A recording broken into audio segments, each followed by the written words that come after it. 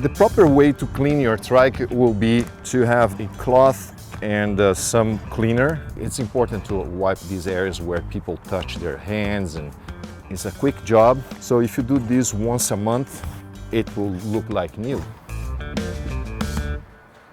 This vehicle is operating on a shopping mall for over a year. They never clean it.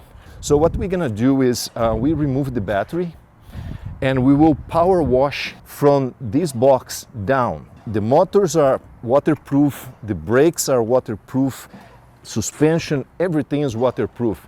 So let's avoid pushing water under pressure on the upper part and on the electronics here. If to get some water is not a problem. Using like a simple green cleaner, get the tough areas here. If you have access to a power wash, that will be the best way.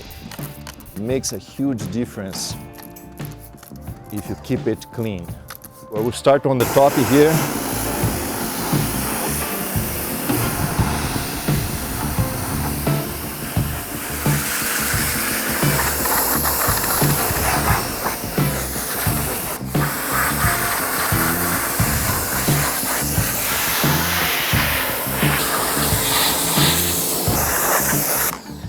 Okay, so pretty easy, maybe 5 minutes, you have it good for another month or two.